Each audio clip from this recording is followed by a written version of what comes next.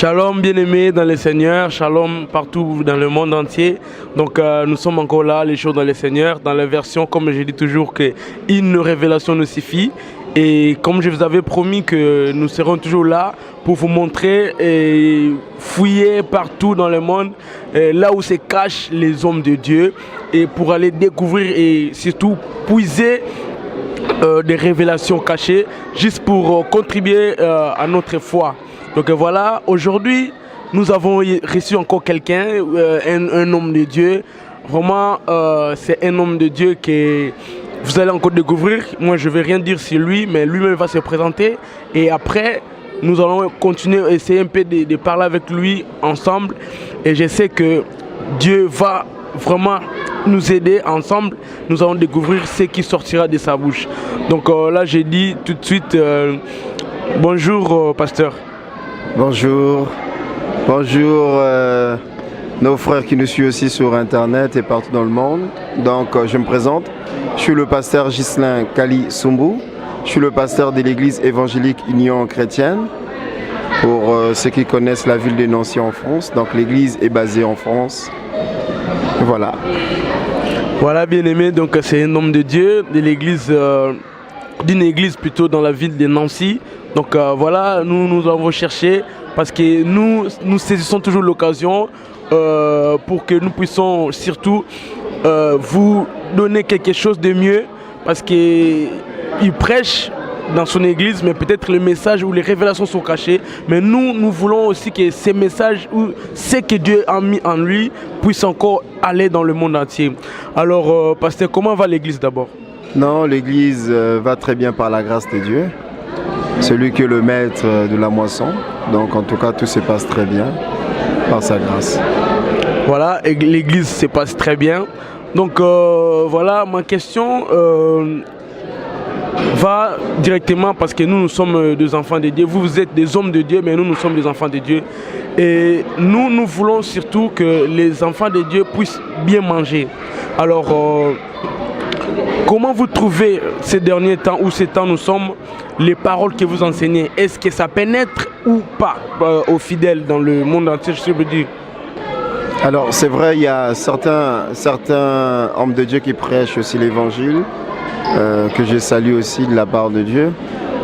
C'est vrai qu'il y a des transformations. La Bible nous dit que lorsque quelqu'un reçoit l'évangile, il est transformé par cet évangile. Et de l'autre côté aussi, il y a des gens qui ne sont pas transformés. C'est à cause du témoignage. Vous savez, l'évangile, il est efficace d'un homme de Dieu. C'est lorsque son témoignage est parfait. Tu peux prêcher l'évangile, mais si ton témoignage n'est pas correct devant Dieu, en fait, tu seras juste un bon parleur et non un bon prédicateur. Or, Dieu n'a pas besoin de bons parleurs, il a besoin de bons prédicateurs. C'est-à-dire, un bon prédicateur, c'est celui qui a un témoignage, qui est affiné avec ce qu'il parle de la part du Seigneur.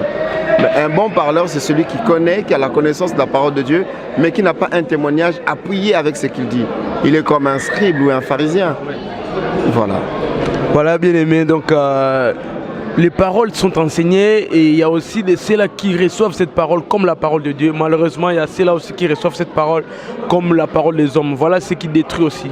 Donc, bien aimé, l'homme de Dieu est là, et nous voulons encore poser une question concernant notre foi. Qu'est-ce que nous pouvons faire vraiment pour que notre foi de nos frères qui nous suivent ou de nos soeurs qui nous suivent puisse rester ferme?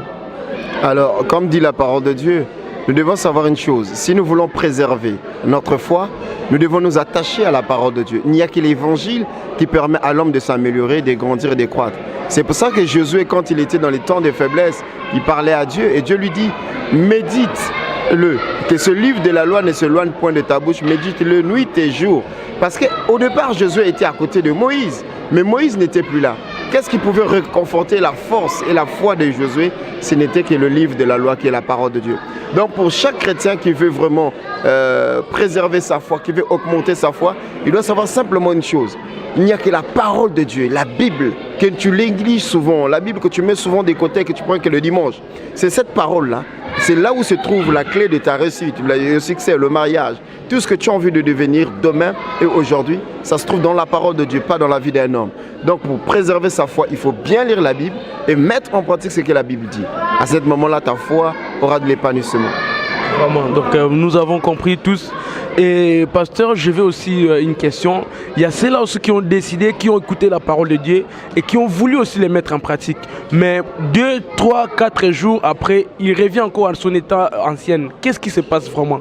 C'est qui les personnes ou les chrétiens doivent savoir. La Bible nous parle de la sémence.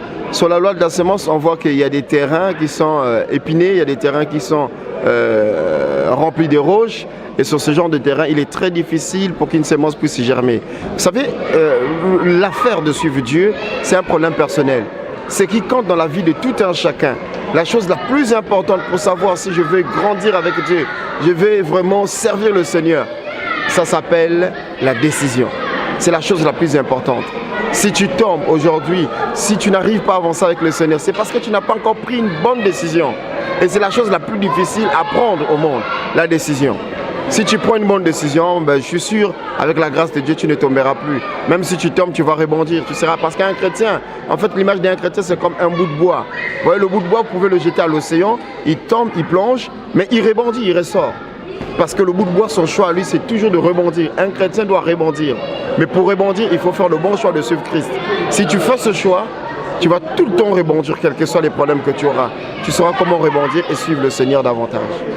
Donc voilà, un bon chrétien, c'est celui qui va rebondir, c'est celui qui n'accepte pas de rester dans l'échec, c'est celui qui n'accepte pas surtout de rester dans le péché. Donc quand il tombe, il s'élève et il continue encore son chemin. Donc voilà, et j'avais encore une question, toujours sur les enfants de Dieu. Est-ce que tout le monde est vraiment censé d'être sauvé? Voilà. En vérité, la Bible dit, quiconque croit en Seigneur Jésus-Christ, il sera sauvé. Mais ce qu'il faut savoir que dans la moisson, il y a des gens qui viennent par l'effet des foules, qui viennent parce qu'ils veulent voir un miracle, qui viennent parce qu'ils veulent seulement être délivrés, qui viennent parce qu'ils veulent se marier. Alors celui qui doit suivre Dieu, la Bible nous dit, cherchez premièrement le royaume des cieux. Et le reste vous sera donné par-dessus tout. C'est le grand secret de la vie chrétienne. Si je cherche le royaume des cieux, le reste me sera donné. Dans le reste, il y a le travail, il y a le mariage, il y a l'élévation, il y a la sanctification, il y a la richesse, il y a tout dans le reste. Mais aujourd'hui, il y a l'inverse. Les gens cherchent d'abord l'argent, le mariage, au lieu de chercher le royaume des cieux. Mais si les gens cherchent réellement le royaume des cieux, en esprit et en vérité, c'est sûr qu'ils vont hériter le royaume des cieux, ils seront sauvés. Il n'y a pas de raison. Voilà, donc nous serons là si nous cherchons premièrement les royaumes des cieux. Et donc si j'ai compris quelque chose, cela veut dire c'est là qui viennent à l'église, qui ne sont pas sauvés, qui abandonnent souvent la foi, donc ils viennent pour l'intérêt matériel, peut-être, c'est pour ça. Bon, certainement pas seulement l'intérêt matériel, mais il y a des gens qui sont hypocrites. Ils viennent à l'église, ils sont actifs à l'église, mais ils sont hypocrites. Ils le savent. La Bible nous dit, dès lors que nous n'appliquons pas la parole de Dieu, nous sommes déjà jugés avant le jour du jugement. Celui qui est dans le faux, il sait déjà qu'il est dans le faux. Celui qui va être sauvé, il le sait déjà qu'il sera sauvé. Celui qui ne sera pas sauvé, il le sait aussi qu'il ne sera pas sauvé. Parce que dans la vie de chaque personne, dans la vie de tous les chrétiens, Dieu a placé le premier prophète qui s'appelle la conscience. Amen. Donc on ne peut jamais mentir sa propre conscience. Ah.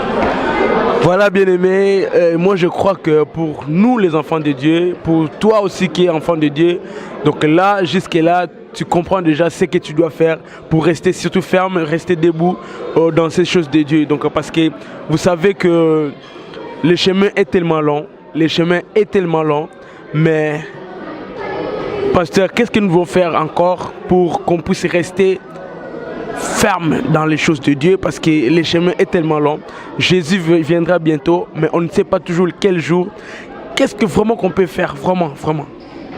Vous savez, vous avez parlé de la foi tout à l'heure. La Bible nous dit que la foi est une ferme assurance. Donc si j'ai de la foi, je dois être un homme ferme par rapport à ma croyance, par rapport à la manière dont je sers le Seigneur. Si j'ai de la foi et que je ne suis pas ferme, je n'ai pas de la foi. C'est facile de dire que j'ai de la foi et je ne suis pas ferme. Donc un bon chrétien qui aime le Seigneur, on ne doit pas l'obliger à faire quoi que ce soit, mais il est déterminé lui-même. Il a déjà résolu dans son cœur de demeurer dans la fermeté, de suivre Christ. Quoi que cela arrive dans sa vie, il reste ferme pour suivre le Seigneur. Voilà, donc moi je pense que nous avons vraiment reçu quelque chose. Et là où tu es, tu as bénéficié aussi quelque chose de la part de Dieu. Donc voilà, nous sommes presque à la fin. Pasteur, si vous avez un dernier mot pour ces numéros. Alors, j'aimerais vraiment dire merci à Dieu pour cette émission qui permet aux chrétiens d'être encouragés, d'être fortifiés, parce qu'il y a trop de désordre aujourd'hui. Tout le monde fait des émissions, mais souvent c'est pour critiquer, pour calomnier. On fait l'œuvre de l'ennemi sans se rendre compte qu'on fait l'œuvre du diable. Mais cette émission a pour but que les gens se réveillent, que les gens s'accrochent davantage à Dieu. Donc vraiment que Dieu bénisse toute l'équipe et que Dieu vous donne encore les moyens et que la vision s'élargisse et se répande partout dans le monde entier, juste pour le but d'apporter la révélation. Toi, mon frère qui me suis partout dans le monde entier, je vais te dire ce soir que si tu fais le bon choix, tu prends la décision de suivre Jésus-Christ de Nazareth, écoute-moi très bien. Jésus n'abandonne jamais et tu ne pourras jamais échouer. Quel que soit ton problème, dis-toi Seigneur, tout est accompli sur la croix, j'ai fait un choix de te suivre. Je m'abandonne à toi Seigneur, lève-toi dans ma vie. Le miracle n'est pas chez un homme de Dieu, le miracle n'est ni à gauche ni à droite, le miracle est avec toi. Donc ce que tu veux devenir, dis-le à Christ et Christ le fera pour toi. La Bible nous dit que ce centenier est venu voir Jésus-Christ, mais ce centenier ne savait pas que dans ses paroles, il y avait la foi. Et cette foi-là a été capable de déclencher un miracle. Et lorsqu'il a dit à Jésus-Christ, moi je donne des ordres à mes disciples, ils obéissent. Mais si toi tu dis quelque chose aujourd'hui, mon serviteur sera guéri. Jésus-Christ lui dit, mais je n'ai jamais vu un homme partout là où j'ai parcouru qui a une grande foi comme la tienne. Mais c'est que tu as déclaré aujourd'hui que cela soit fait au nom de Jésus. Donc si tu as de la foi, aujourd'hui tu crois en Christ, je te dis, tu n'as pas besoin de te déplacer, tu n'as pas besoin de me rencontrer, tu n'as pas besoin d'aller chercher un homme qui crache le feu. Mais tu as Jésus dans ta maison, tu as Jésus dans ton cœur. Dis-lui, parle-lui au plus profond de toi et tu verras le miracle s'accomplira. Et tu verras la gloire de Dieu se manifester en toi. Dis seulement un mot et Dieu fera le reste. Soyez bénis, à très bientôt. En tout cas, merci beaucoup pasteur. Donc vous avez écouté les pasteurs. Je sais que prochainement nous allons encore lui chercher et on va encore discuter d'autres sujets qui viendront. Et je crois, si vous avez besoin ou vous aurez besoin du contact du pasteur, vous allez nous écrire au travers de notre site. Donc nous sommes www.remadivine.com. Donc vous allez toujours nous suivre. Donc je salue, je remercie l'homme de Dieu qui a accepté notre invitation. Et je salue aussi celui qui est à la caméra, notre frère Blood. Je salue notre frère Pacha. Je salue notre frère Miguel. Donc je salue le groupe d'adoration Bon Pâtirage entier. Et je salue encore Thérèse Mendoz. Je salue mon oncle Jeff. Donc merci beaucoup. Je sais que prochainement vous allez encore nous suivre et vous allez encore bénéficier de quelque chose dans notre émission Les Shows dans les Seigneurs, dans une rubrique de Une révélation nous suffit. Merci beaucoup. Ciao, ciao. Au revoir.